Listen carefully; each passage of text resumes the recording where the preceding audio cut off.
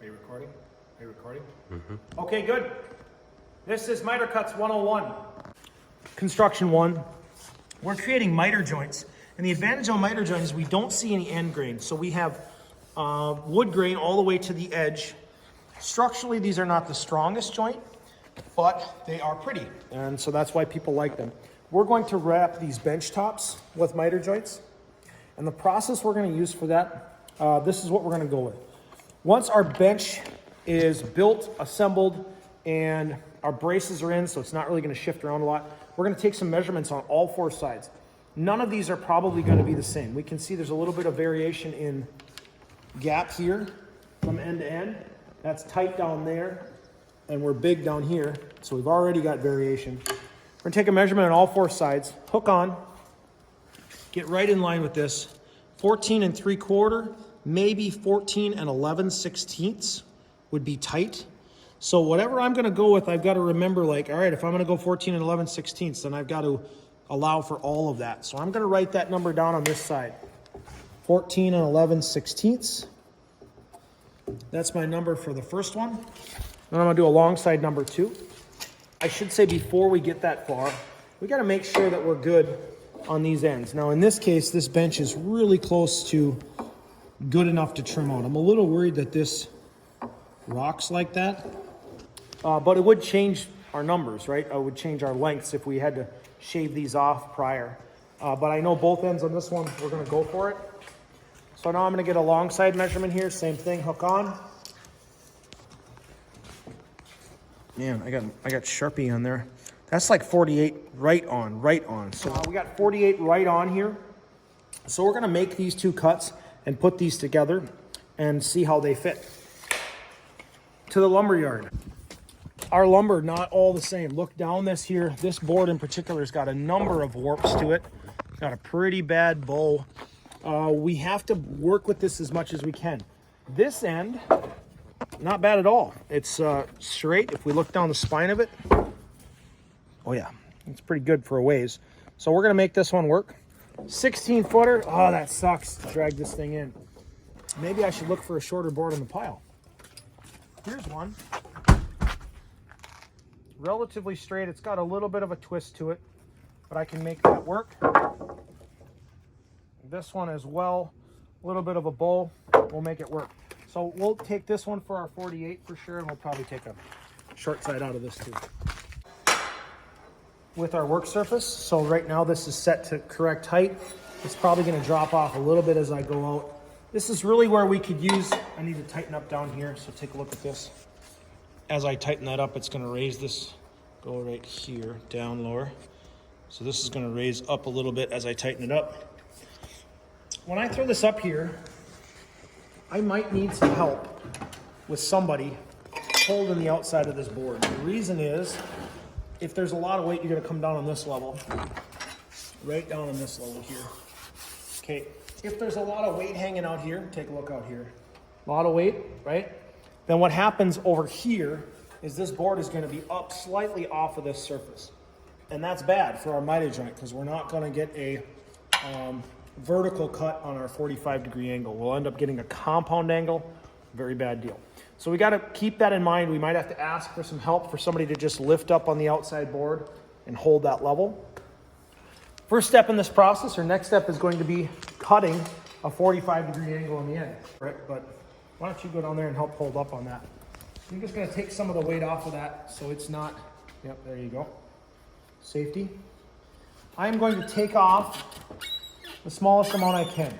Now I'm checking these saws almost every day to see that they are good. Right now this is perfectly 90 degrees or a perpendicular vertical cut. It's set at a 45-degree angle. You better come over here. Let's go. So lift up, swing it over. It'll lock into a 45 as I push it. Right there. If I want to further lock it at an angle, I can push this down, and that's like can't move, can't move. What that's for is in between here, if I wanted to lock at some odd number, now that's locked in.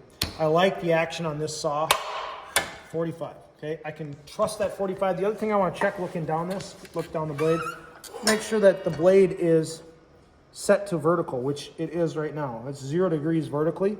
Says so back here, but we can't necessarily always trust that. So 0 degrees back here. We checked it off the table with our speed square. We're good. Now let's make a 45-degree cut. Slide down right there.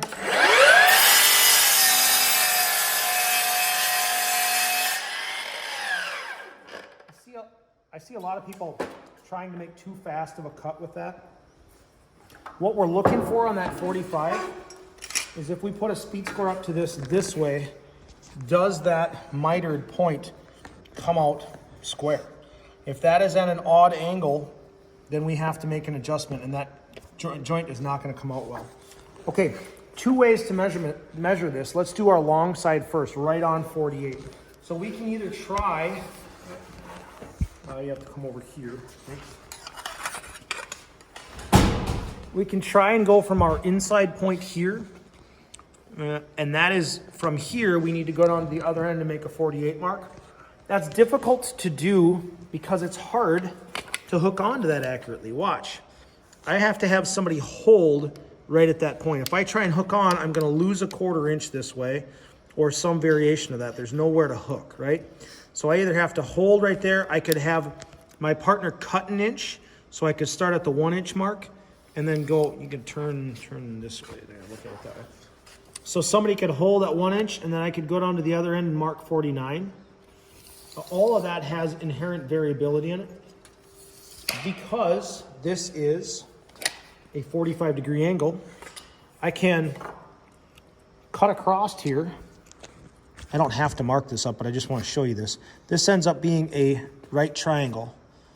And these 2 sides are equal length. So if my thickness is 1.5 inches, then my length from here to my miter is also 1.5 inches, which means I can take my original number that I want to try and get, add 1.5 inches to it. I can hook on to a sharp point that I can pull from, like this. Add 1.5 inches there, come down here and add 1.5 inches. 48 plus 1.5 inches plus 1.5 inches is 51. I'm going to mark that right there, right on the edge of the board. Not the best, sharpest mark. Now, use my speed square. This also allows me to verify that I'm cutting it the right direction. So take a look at that end. I am long point down. That means I got to be long point down here as well. These need to be picture framed or opposing angles. I'm going to use my speed square, line up on where my mark is. 45 that. That gives me an idea where I need to be. So swing the saw over to the other 45-degree setting. Slide down. I'm going to leave the line, which means I need to get over so that I'm going to leave the line when I cut it. Just want to leave it a little long. Short is bad. Is that enough? We're going to go for it, okay? All the way back here. Now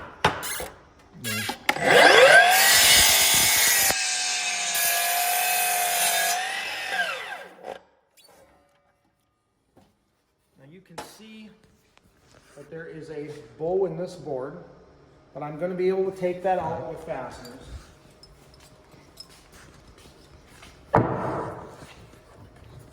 I'm going to hold right to that point there.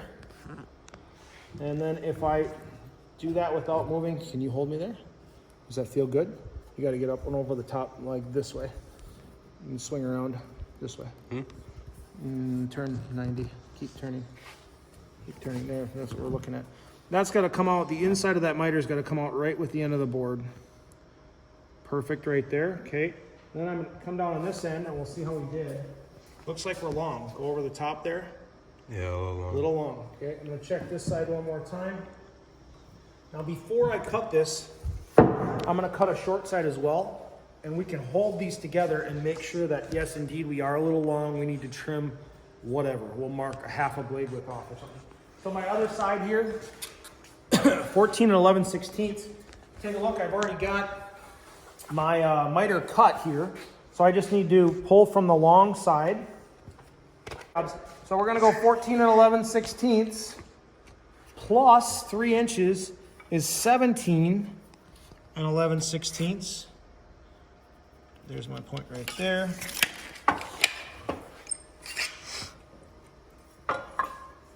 Nope, that's the wrong angle. Got to make opposing angles. There we go.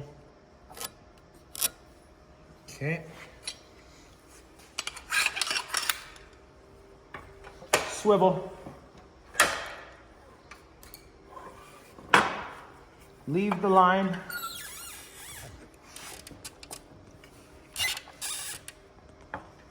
Yep.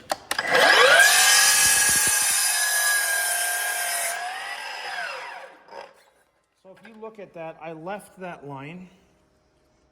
Can you see that in the light? There we go. Is that better?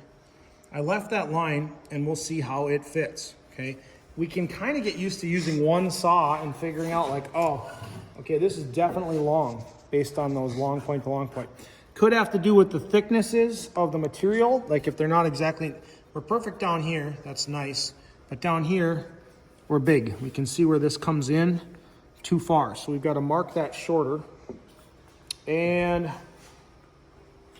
me see how many hands I can get going here. There we go. This can help me to mark this shorter. So I'm going to line up my left end here perfect. Try and hold this in place right there. Good. Okay. I'll slide this down to where this board, go up top over the top here. The face of this board meets my miter gauge. Actually, it doesn't look too bad, but let's throw another 45 in there and it'll show us how bad it is. So we can see that it is a little bit long. And how much? Well, if we go off of that inside corner, I'd say about that much too long. So we need to mark that. Pencil, or pen, sorry. And we'll trim that back.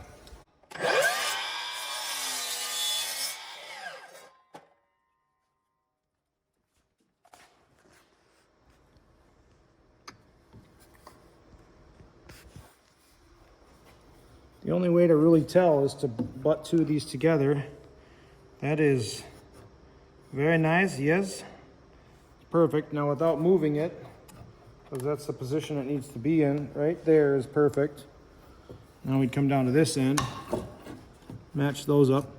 We still have some trimming we can do.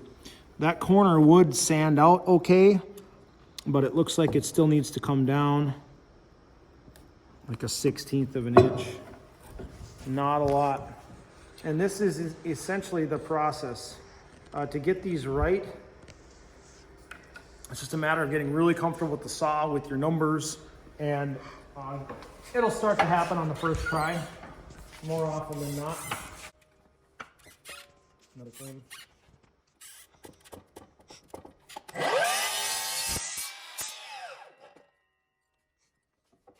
One other thing we can do here is we can flip the board end for end if we don't think that it's the right fit.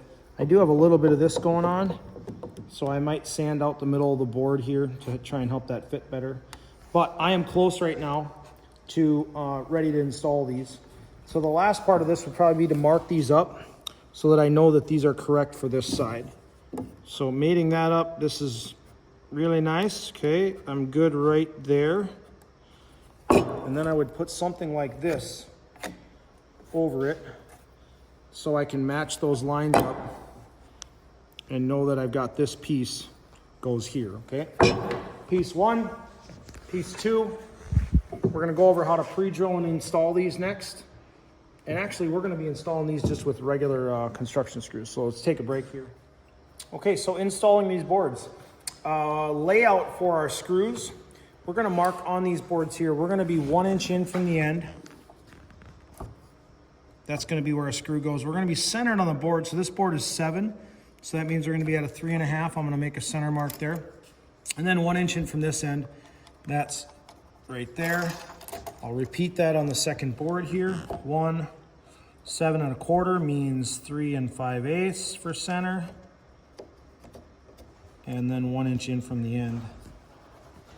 Okay, that's our layout of all our screws there. Simonson's is here, so we're gonna help them unload. How are you? Yep. Carrying on. We're going to put screws in to fasten these 3/4 of an inch down from the top edge. That's because this is 1.5 inches thick. So 3/4 is the center line. I feel like I've explained that 6,000 times. Here we are, nonetheless, laying out that same point. Now I got a bad edge here, so I'm gonna hide that facing down, all things being equal. I'm going to mark center line for my screws at 3/4 inch, all the way along here, the best of my ability.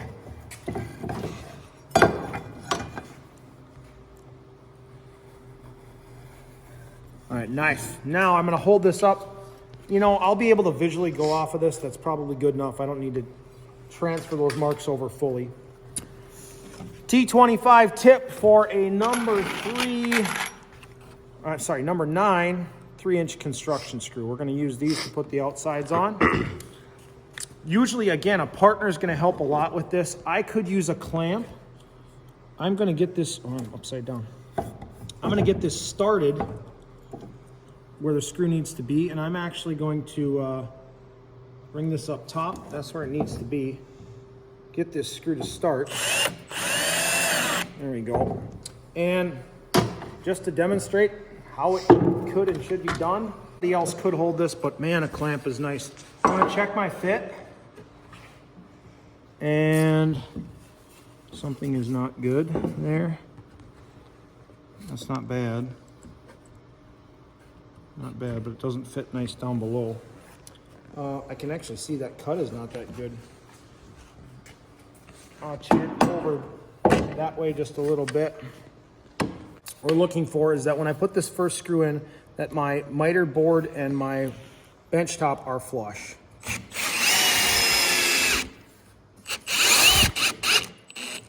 Moved on me a little bit, 1/16 inch below, flush. Pop this off. Now as I go down here, I can adjust this. Take a look at down this way, down the line, back up. I can adjust this up or down depending on if my board heights are different, especially between the two boards. So I'm gonna throw in 2 more screws here.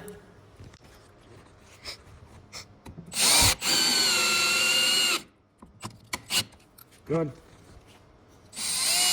Could try and pick up on this a little bit just like that. Between the two boards, if I need to make a height adjustment,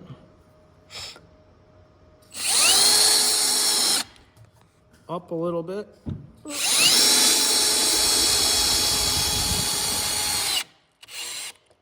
That actually stripped out, so it's going into end grain, which is not awesome. I'm gonna try and put this one in first, because I need to pull down on this. There we go.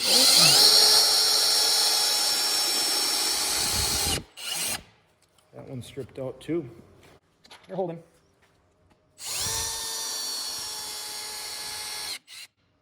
Those do not hold well into the end grain. You can see they actually pulled. They're going to hold up and down, but primarily they're going to be held on by these sideboards. So let's put those sideboards on.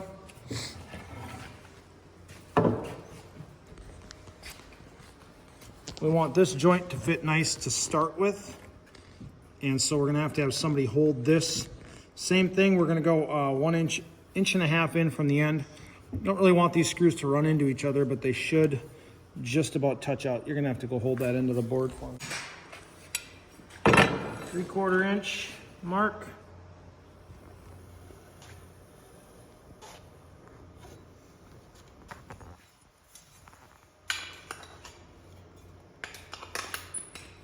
I'm gonna start a screw 3 inches in because of my miter joint right there. And then it's gonna work out to be about every 8 3/4. I did the math on this already to figure out even spacing. So it's gonna be down here for the second one.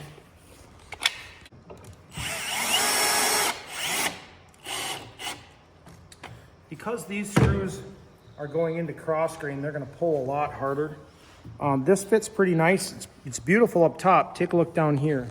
So we're gonna have to bring this together, and we're gonna do this with clamps. After we get this assembled, we'll pull that joint together a little tighter on the bottom. Throw one more screw in here. Okay, and we'll keep working this out as we put these screws in. We can pull up or down here and continue to level this in. Now checking down here, it looks like I can't go too much farther. I'm gonna have to make an adjustment and trim this board. I'm actually gonna throw a screw in on the end here pull this up tight and then mark it and then take it off.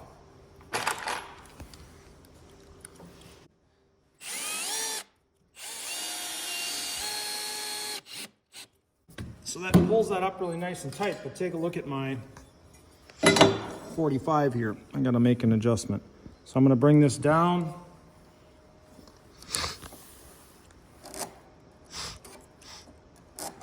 Mark that, make that cut, and then I can reinstall it.